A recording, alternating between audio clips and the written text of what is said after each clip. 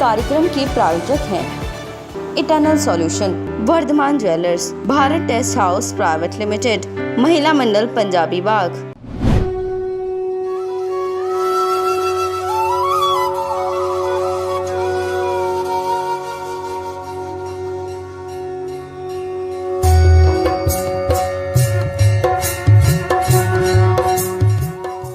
आज हमारे इस खास कार्यक्रम में हम आपको बताएंगे हरि का सहारा खाटू श्याम के बारे में। भारतीय संस्कृति एक महान संस्कृति है और इसमें अनेक दिव्यांग आत्माएं जन्म लेती हैं जो इतिहास बनाती हैं। ऐसे ही दिव्य पुरुष भगवान खाटू श्याम के बारे में हम आपको कुछ जानकारी देंगे और बताएंगे कि खाटू श्याम किस प्रकार से अपने भक्तों के दुख हरते हैं। यूं ही नहीं कहते हरि का सहारा बाबा खाटू श्याम हमारा, ऐसे बने खाटू श्याम भगवान। खाटू श्याम भगवान को श्री कृष्ण के कलयुगी अवतार के रूप में जाना जाता है। ऐसा कहे जाने के पीछे एक पौराणिक कथा है। राजस्थान के सीकर जिले में इनका भव्य मंदिर स्थित है, जहां हर साल बड़ी संख्या में श्रद्धालु आते हैं। लोगों का विश्वास है कि बाबा श्याम सभी की मुरादें पूरी करते हैं और रंग को राजा बनाते हैं। आइए जानते हैं आखिर कौन है बाबा खाटू श्याम। बाबा खाटू श्याम का संबंध महाभारत काल से माना जाता है। ये पांडव पुत्र भीम के पौत्र थे। ऐसी कथा है कि खाटू श्याम की अपार शक्ति और क्षमता से प्रभावित होकर श्री कृष्ण ने इन्हें कलयुग में अपने नाम से पूजे जाने का वरदान दिया था। लक्ष्य ग्रहण की घटना में प्रमाण बचाकर वन मठ भटकते पांडवों की मुलाकात हिडम्बा नाम की राक्षसी से हुई।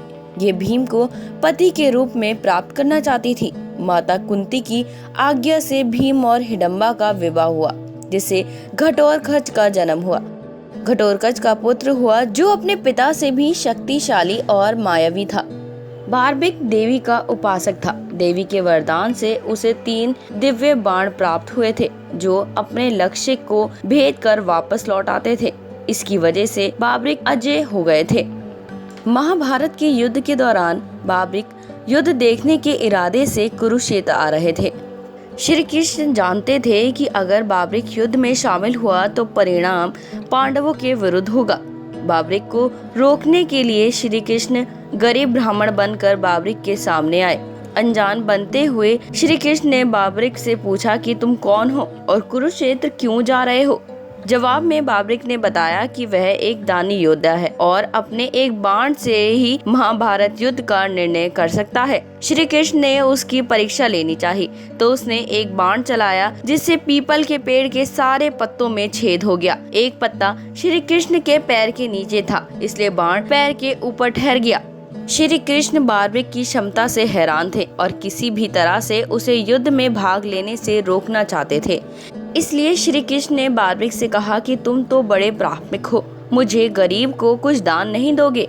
बार्बिक ने जब दान मांगने को कहा तो श्री कृष्ण ने बार्बिक से उनका शीश मांग लिया। बार्बिक समझ गए कि ये ब्राह्मण नहीं कोई और है और वास्तविक परिचय देने के लिए कहा। श्री कृष्ण ने अपना वास्तविक परिचय दिया तो बार्बिक ने खुशी खुशी शीश दान स्वीकार कर लिया।